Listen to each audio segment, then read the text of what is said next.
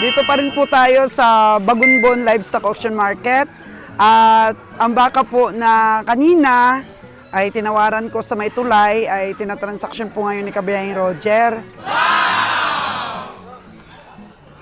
Makuha kaya niya itong dalawang baka na to? Sige, tutukan po natin mga kaganang buhay. Dalawa po kasi yan eh.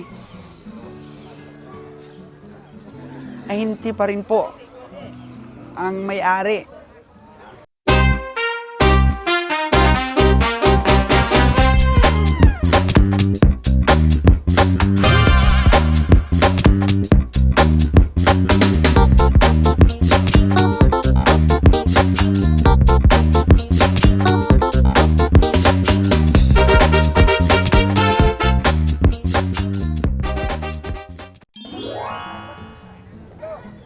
O, yan po, oh, may dumating na isang baka. Pero may presyo na 75,000.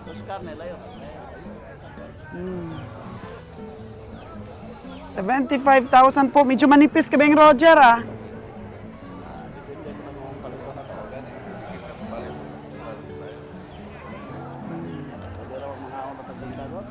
Pero ito po, magkano ang presyo mo talaga niyan? Oh, pero sabi ni Kabayang Roger, dapat mga 60 lang. 60 lang dapat. Ubos ay sinta. Lugi daw. Medyo mahal ang bili ng may-ari. Medyo mahal ang bili. Medyo mahal ang bili mo sa farmers? Problema. Ay, problema. Hindi na. Ainte. Ainte lang talaga ang sakalam ngayon. Siyempre sila ang naghahanap sa bundok eh. Di mahahabol po pala sa presyo ito, mga kaganang buhay, kasi ahinti ang nagbenta dito kay boss at aahintihan pa niya, double price na. Oh no! Mahal na ang baka na yan. Sige ba yung Winnie? Pangit daw. Lugi daw kung bilhin ni Kabayang Winnie. Sa bagay. Ikaw ang may calculator. Uwi daw tayo, mahal eh. Render na? Pasya lang tayo ah. Ito, sinipat ni Kabayang Roger itong isang baka. Kasi di daw kaya yung sinipat natin kanina sa may tulay. Mahal daw yon. Ahinti daw ang namili sa bundok, tapos sinalo pa ng ahinti. So okay sana kung farmers, tapos saluhin ni Kabayang Roger.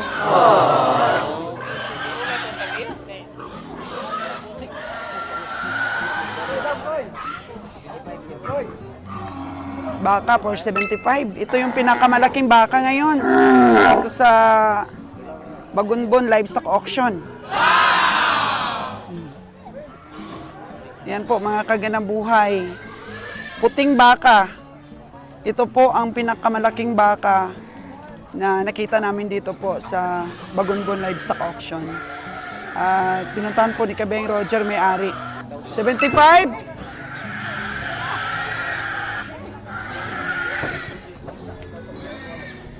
Medyo paswerte-swerte din po mga kaganang buhay yung pagpunta natin sa mga maliliit na stockyard.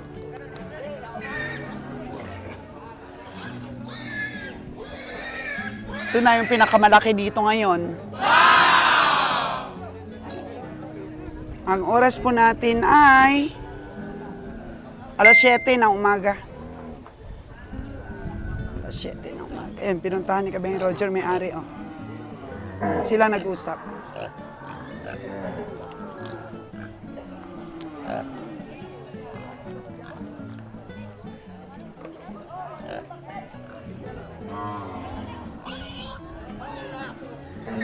Yan mo, nakakatuwa tingnan yung mga baboy po, mga kagandang buhay, oh.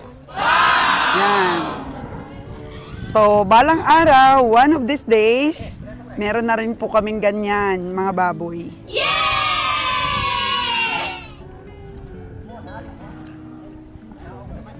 Nakakatuwa. Nakakatuwa po. Tingnan natin nga kung magkano to. Dong, tagpila man ni Dong? Size na? Hala, size na po mga kaganaboy. Ito oh. Size. Ito medyo malaki-laki size. Ito. Ayun, maliit-liit. Round. Ala, nakagandang buhay. Kuridas. Lahat na ba? Tig size meal. Mahal talaga. Mahal na ngayon ang baboy. Tingnan mo po, oh. Napaka-healthy nila. Dati nag-ilaga kami ni Kabeng Roger ng baboy po. Ngayong araw healthy sila. Tapos kinaumagahan, nagpururot yung puwet nila. Yun. Nawalan kami ng ulirat ni Kabeng Roger kung paano namin magamot ang mga pururot nila. Tapos nawalan kami ng pag-asa ni Kabeng Roger pero pumunta po kami sa vet at nagtanong ng gamot at nabigyan namin ng gamot. Tapos nung nabigyan namin ng gamot, nawala na kami ng pag-asa dahil parang lumala pa yung sitwasyon ng baboy. Kaya hanggang hanggang alas 9 ng gabi na nagtambay dun sa mga baboy namin. Tapos sabi ni Roger, uwi na tayo. Sigurado, bukas yan. Patay na yan silang lahat. Pero alam nyo ba, mga kaganang buhay, pumunta kami ni Kabeng Roger para silipin ang aming mga baboy ng alas 7 ng umaga. Hindi namin pinuntahan po ng maaga dahil sigurado masamang balita po ang aming makikita. At habang papalapit kami doon sa sa kulungan ng mga baboy namin, naku, tahimik. Tahimik po mga kaganang buhay. Wala kaming naririnig na iyak ng baboy. Tahimik, sabi ni Kabeng Roger, naku, wala na. Wala na, patay na lahat ang mga baboy namin. Pero nung dumating kami, tapos naramdaman ng mga baboy namin, nasa 30 yun sila piraso na may tao na dumating, nag-ingay sila po mga kaganang buhay. Talagang naluha kami ni Kabeng Roger. Buhay silang lahat. Yun. Umipit po yung gamot na binigay po ng vet.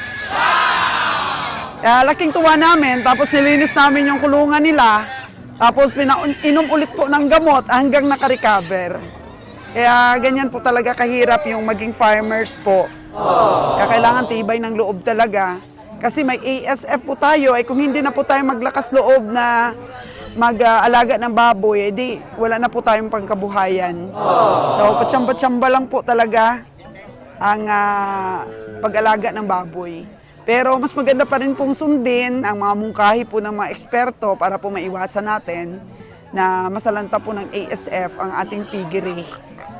So may mga safety measures naman po na dapat sundin. Kasi marami namang hindi natamaan po Kailangan po ang bantay natin ay stricto lang po, stricto sa mga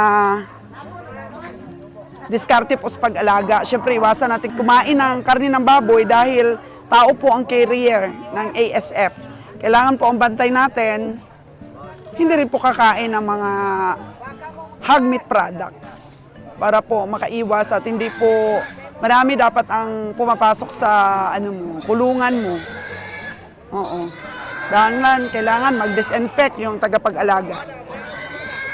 Ganito pa rin naman ang lakaran. Mayroong baboy, mayroong nagbebenta ng baka, mayroon din kalabaw. Nung konti-konti ang dumating ngayon Ay pili-pili lang tayo, mga kabiyahe natin. Tanong-tanong tayo mamaya, maaga pa naman. Mamaya, bibili tayo. Ayun, yung baka na yun, tinawaran mo na? Ay wala, hindi ko tatawad ng mga baka. Yung mga kalabaw doon? Wala pa, mamaya pa ko tatawad. Pag medyo uminit na. Marami na.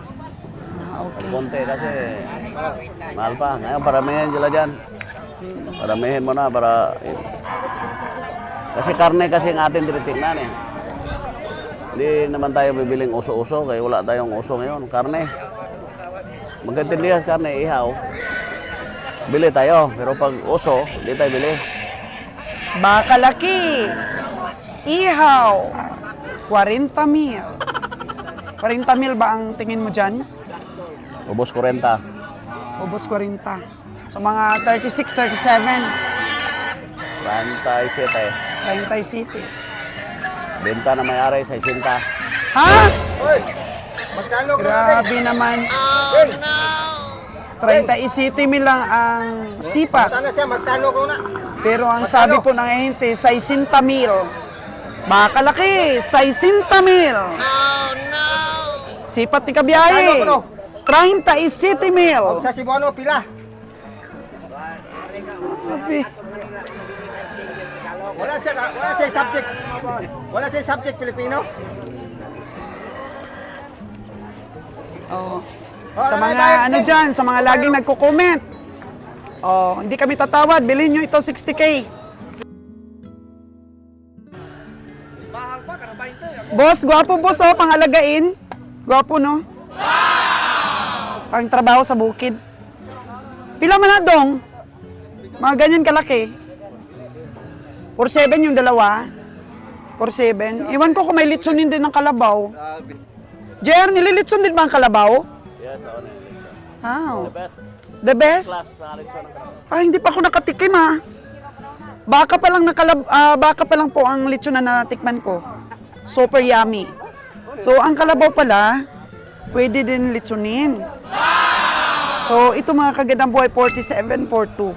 47, yung dalawa. Pero actually, may matawaran pa talaga yan, no? Tawaran pa. Yan. Lechonin ang ano, Pwede na. itsura eh. Pero kung ikaw tatawad, 32. Oo. 30K. Pero 47 yung ano yun. Lalaki to. Lalaki dong? Lalaki tong ano mo? Alabaw? Mga bayi lahat? Bye. Bayi lahat? Para ito sa mga farmers, paramihin. Mga kulay ng mga balibon ng trabaho dito. Malapit sa ilog. Pag malapit sa ilog, di ba kulay itim?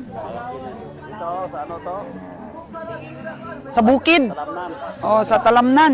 Sa bukid po. Mga ganito ang kulay ng balahibo. Ang kalabaw po na malapit sa ilog ay itim. Itim balahibo.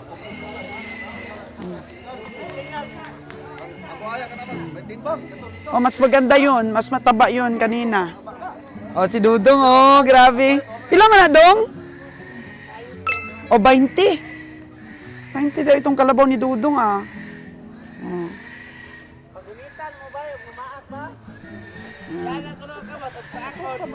Ba ako nakatikim mga kagandang buhay ng lechon na kalabaw.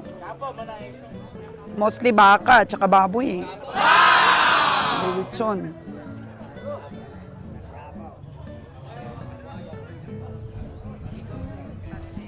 Nakita niyo ba yung isang kalabaw doon mga kagandang buhay? Hinanap po talaga ni Kabeng Winnie yung may-ari nito. Kasi di pa daw dumating. Oh no! Yan. So kanina, yung taga-hawak ba ng lubid, tinanong ni Kabeng Winnie kung magkano ang presyo. Maganda ito, makinis ang balat. Tsaka bilugan ang katawan. O tinawaran na po ito ni Kabeng Winnie. Tinawaran na daw niya ito ng 48. Pero hintay pa yung may-ari. Oh. Binabantay-bantayan po yan ni Kabeng Winnie. Ano po ang kinis, tapos itim na itim, tapos bilugan.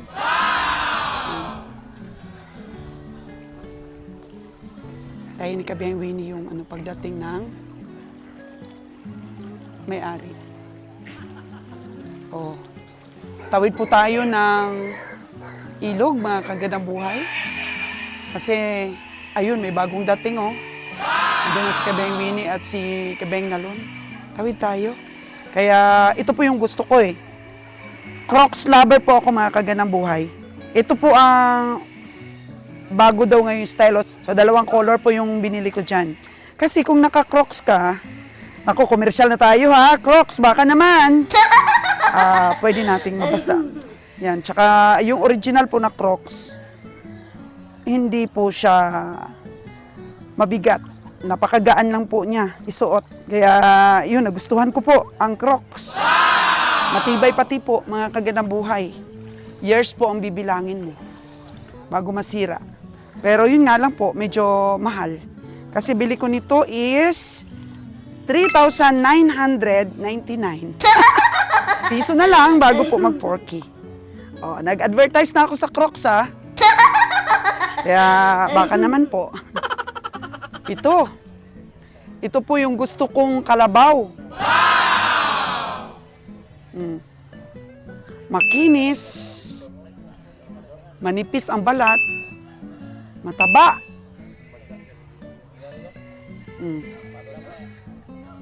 Talagang pinarking na talaga ni Kabeng Roger at Kabeng Winnie, oh. Pinarking na nila. Hello! May-ari, oh.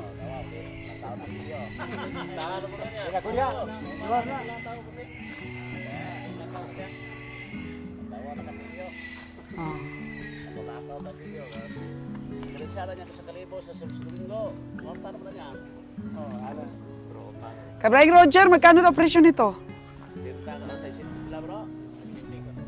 60. 60K. Oh, paliton gid namon ko no boss imong karabaw. Sige, sabihin mo magkano talaga. Oh. Ay bawas sa 60? Manila man eh. May pamasahe man eh. Oh. Laki kasi gastos, boss. Sukiay na ta, boss. Sukiay. Wala na mga kwentang gastos. Oh, wala nang kwentang gastos. Bawasin lang si kwenta, boss. 60. Bayad na, oh. 5-7 ba na? Magkuhan mo, boss? 5-9 lang.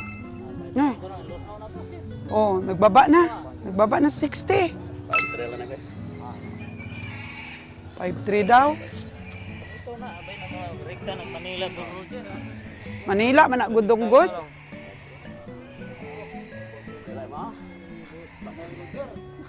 5-9 daw. Oo.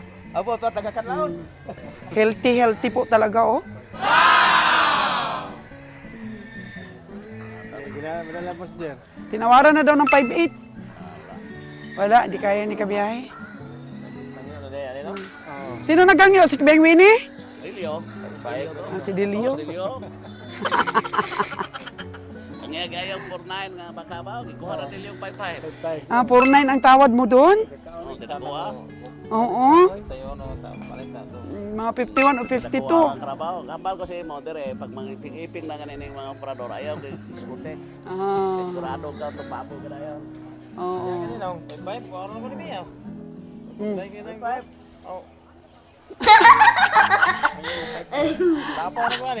Lapaw na si Kabeng Winnie. Ay, 5 na, 5-2, 5-3 si Kabeng Roger. Kung itugot kasi mo ako mahatag ni mo kwarta. O bayre kung masundo ka mo, bayre. Ayun na, binigyan na ng pera ni Kabeng Roger si Kabeng Winnie. Dili na nung imong trabaho nung gabukod mi mamasahe lang sa isla. Okay, rekta na biyahe ron. Abot taon na muna. Dili to katong hangyo nang kuan po kung sino to. Kawiran to, hawid ba? Oo nga. Ya. Oh, pinagtawanan daw si Kabeng Winnie ni Delio. Kung mo ko gaulat mo ko sa siya mo desisyon. Oo. So, ayan po ang pamimili namin dito sa Bagunbon Livestock Auction. Kanang muhangyo og taas no. Di sila. Kanang hangyo og taas na ayo, hawid mo na bro. Ya iantog nila. Pagka dili mahalin, ibalik nimo. Oh, gani. Oh. Kanila tinud-an ay bayaran gid ka. Oh, bayaran na dahil. Direct na kami dong. Direct na kami sa'yo. Huwag mo nang padesisyonin yung nagawak-hawak ng lubid sa iyong hayop. Direkta na kami sa'yo dong. Farmers to Kabiyahis team. Rekta na ilang biyahe ron. Mm. Kaya yung basi-basihan to, ilang hangyo sa naghawid, magbalik-balik ng kabaw dito ng English para maabot na ilang Oh, wag na daw. Dadagdag si Kabiyahing Winnie. Mahal na daw talaga ang tawad ng 5-5. Tingnan mo si boss, oh.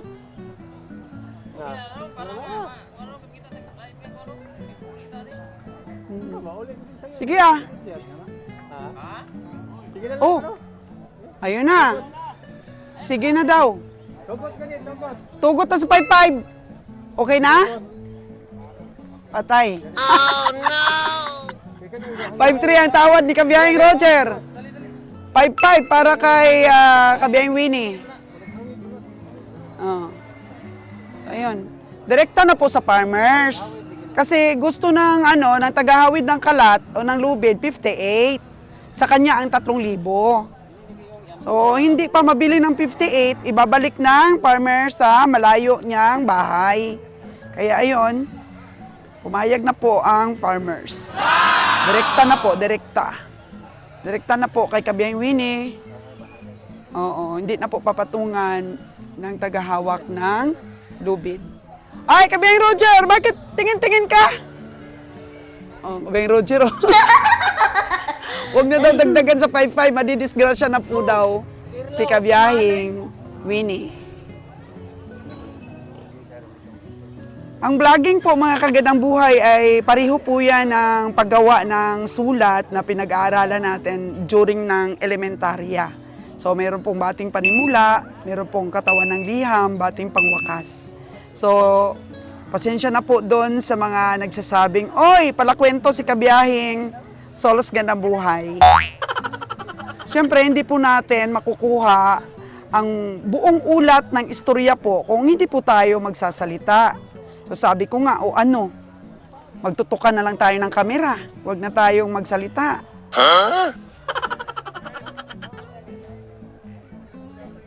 Yung atin pong editor, pagka hindi po ako nagsalita, halimbawa may mga dead air, inaano na yan, ini-erase niya yan at pinagdudugtong-dugtong niya yung mga vlogs po na nagsasalita ako.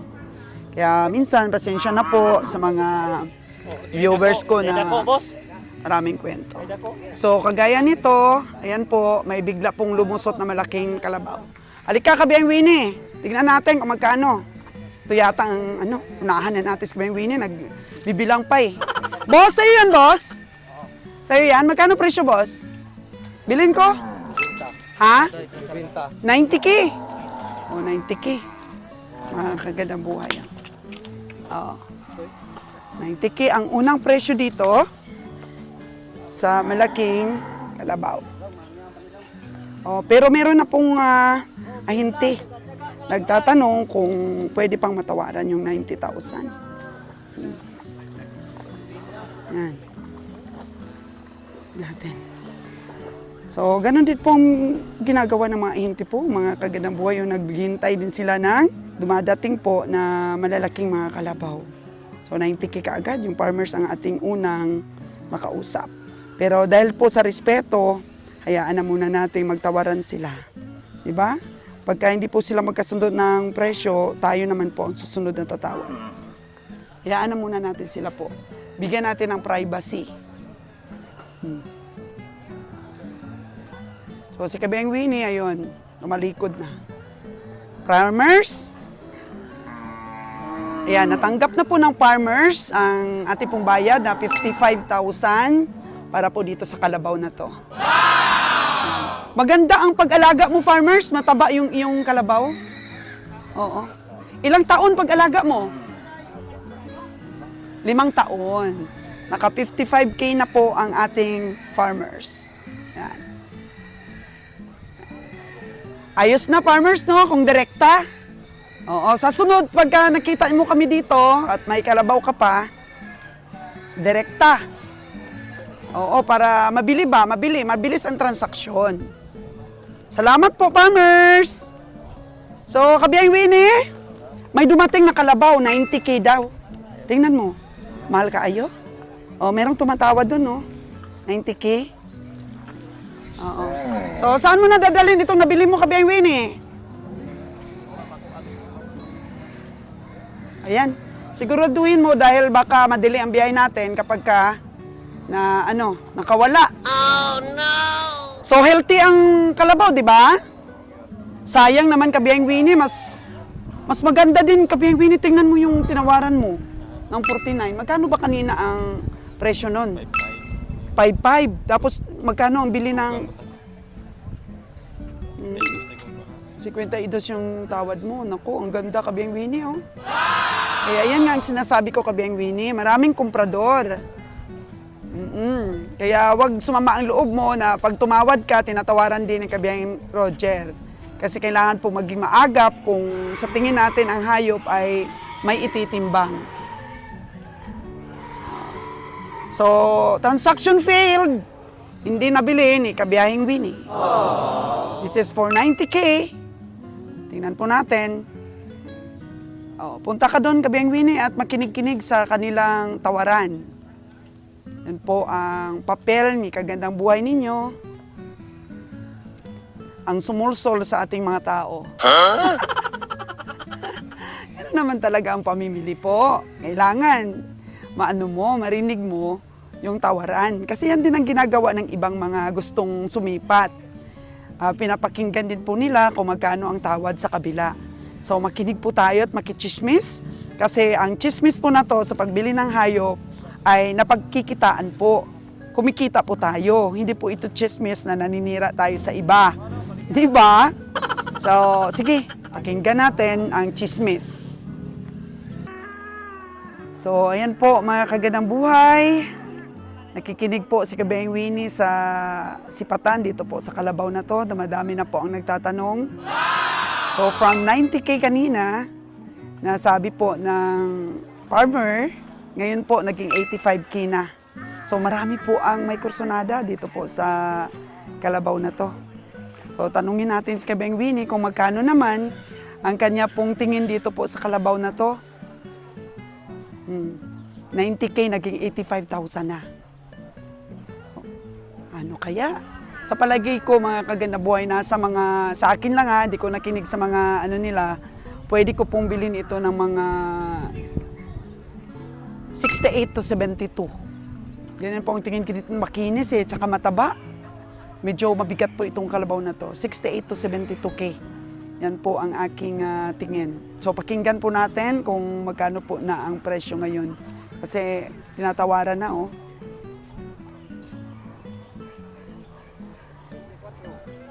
So, narinig natin 84. Nag-84 na po ang farmer. Mukhang hindi bibitawan ng unang sumipat. Kasi nagbabayad pa si Kabiyang Winnie kanina nung dumating siya. Kabiyang Winnie, magkano ba ang tingin mo dito? Kalabaw? Kung ikaw ang sumipat, magkano? Mas mataas po ang sipat ni Kabiyang Winnie kaysa sa akin. 7.5 daw. Pero, 80K na daw ang tawa dito. Tsaka hinawakan na yung lubid. Maka 300? So, tinignan na ni Kabiyang Winnie sa kilo, sa kikiluhin. Sabi ni Kabiyang Winnie, maka 7.8 na daw ito. Oo, dapat minus tayo. Pinakamababang estimate. So, dapat 70 plus lang talaga itong kalabaw na to. So, dumadami na sila na sumisipat. Lalaki pa win. Tsaka mataba talaga siya. Mga 75K yung kaya natin. 75K. Ito 55. Pero ano dito si Kabiyang Roger? Ano dito si Kabiyang Roger din? Duda. Oh no! Kasi magkano yung sipat ni Kabiyang Roger niyan? 52. So si Winnie lang, sa Kalam po ngayon, mga Kagandang Buhay, siya po nakaboy na mano dito sa Kalabaw na to. Kasi yun sana, nabili sana yun kanina ni Kabiyang Winnie. Wala na dyan. Wala na. Makinis. So, bumalik po siya sa tubig. Kabiyang Winnie, ibig sabihin, hindi po sila nagkasundo doon sa 80K. So, mahal po ang kalabaw na yan. Nubo glawas? Pero bilog lang, bilog. Mabigat po ang itsura ng kalabaw na yan. Ito, sinipat ni Kabeng Roger, oh. Hmm? Ah.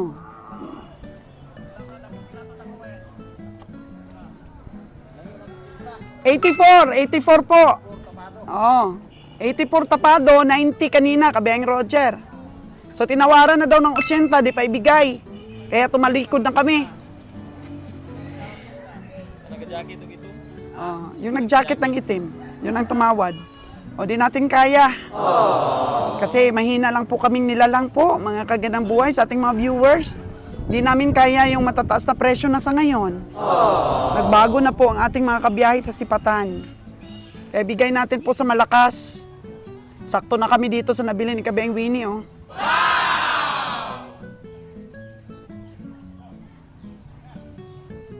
So dapat kung ikaw yung farmers, alam mo rin yung presyo ng ano mo, ng kalabaw mo. Kasi di naman binibili dito yung pagpresyo din.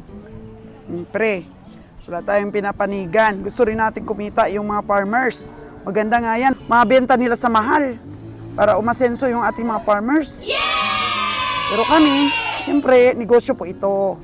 Kaya yun doon, bigay mo presyo mo, bigay namin ang tawad namin. Bigay mo yung presyo mo at saka bigay namin yung tawad. So ito po yung ahente din, oh. 84. Di kaya? 80 pa lang tawad?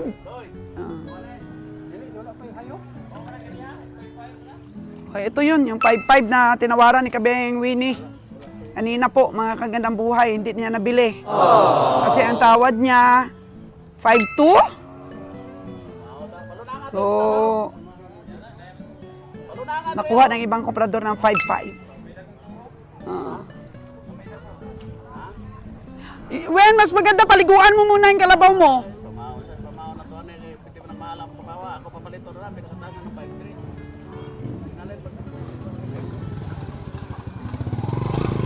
Ingat!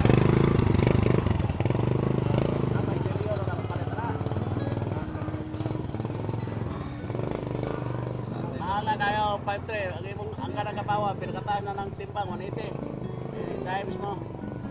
180. Mahal ko to. Lalo pa to. Hindi ka may timbang ka na lang tayo. Ako lang makawin. Dako, malaki. Malaki. Yung sipat ni Kabeng Winnie, 75.